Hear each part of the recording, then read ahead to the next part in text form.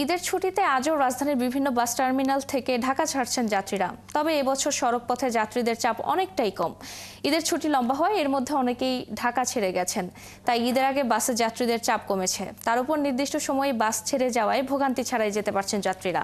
তবে সায়দাবাদ, গাবতলী সহ অন্যান্য টার্মিনালে টিকিটে অতিরিক্ত ভাড়া আদায়ের অভিযোগ করছেন অনেক যাত্রী।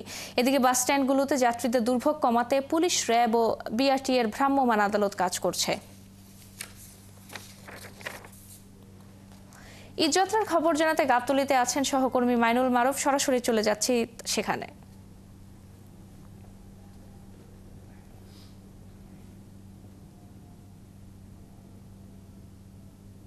মাইনুল, ঈদের ঠিক আগে বাড়ি ফেরা মানুষের ঢল কেমন দেখছেন এবং টিকিটের কালোবাজারি হয়েছে কি, বিক্রি সম্পর্কে কি বলছেন বাস মালিকরা, আমাদের জানাবেন।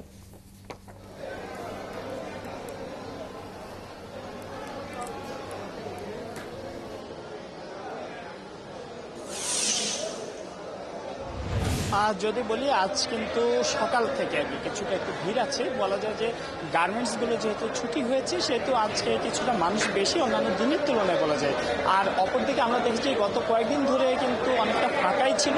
সকালে কিছুটা যাত্রী দেখা গেলেও দিনব্যাপী কিন্তু ফাঁকাই থাকে এবং আজও কিন্তু এই চিত্রে কিছুটা যাত্রী দেখা যাচ্ছে এখন। এবং যারা আসছেন তারা কিন্তু আমাদেরকে বলেছেন যে ভাড়া কিছুটা বেশি। যেমন একজন আমাদেরকে জানিয়েছেন যে এখানে ভাড়া আগে ছিল 400 টাকা, সেটা এখন 600 টাকা নিয়ে আছে, এমন পরিস্থিতি কিন্তু আছে। তো বাস কাউন্টারে যারা আছেন তারা বলছেন যে তারা সরকার নির্ধারিত বা নিয়ম অনুযায়ী যে ভাড়া হওয়ার কথা ঈদের সময়কে কেন্দ্র করে সেই ভাড়াটাই তারা নিচ্ছেন। এক্ষেত্রে তারা বলছেন যে যাত্রী যদি আগেও নামে তারা আগের ভাড়াটা না, তারা নিচ্ছেন একদম শেষ স্টেশনের ভাড়া। এবং যেহেতু বাস সেখান থেকে ফাঁকা আসে সেই জায়গাটা তারা এই একটু বেশি ভাড়া আদায় বা শেষ স্টেশনের ভাড়া আদায়ের মাধ্যমে পূরণ করার চেষ্টা করছেন।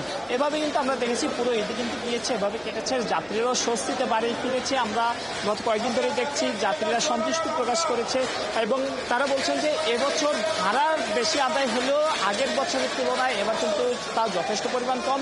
তারা বলছেন যে আগের বছর দেখা গেছে যে 500 টাকার ভাড়া 1000 টাকা তারও বেশি নেওয়া হয়েছিল। তবে এবছর কিন্তু 500 টাকার ভাড়া হয়তো 700 টাকা নেওয়া হচ্ছে, আবার কেউ আরো কমও নিচ্ছেন।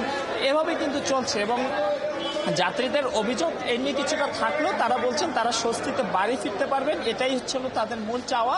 এবং যারা আমরা দেখছি গত কয়েকদিন ধরে এই রাস্তায় আছি, তাই ঈদযাত্রা দেখছি, তারা কিন্তু আমরা দেখছি যে ভাড়াটা নেওয়া হচ্ছে এটা নিয়ে কিন্তু খুব একটা বেশি অভিযোগ কিন্তু নেই। আজও কিন্তু যাত্রীরা জানিয়েছেন তাদের খুব একটা অভিযোগ নেই। অপরদিকে বাস কাউন্টারে তারা কিন্তু বলছেন তারা এবার কিন্তু যাত্রী শূন্যতায় ভুগছেন। যেমন যাত্রী তারা প্রত্যাশা করেছিলেন সে পরিমাণ যাত্রী তারা পাননি।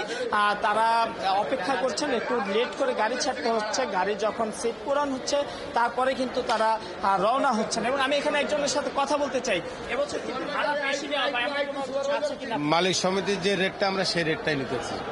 যাত্রী কেমন দেখছেন? যাত্রী খুব কম।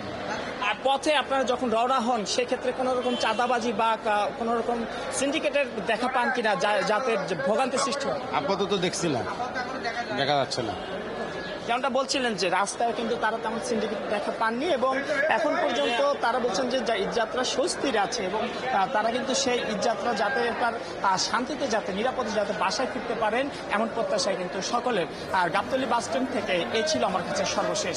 ধন্যবাদ মারুফ আমাদের সঙ্গে যুক্ত হওয়ার জন্য।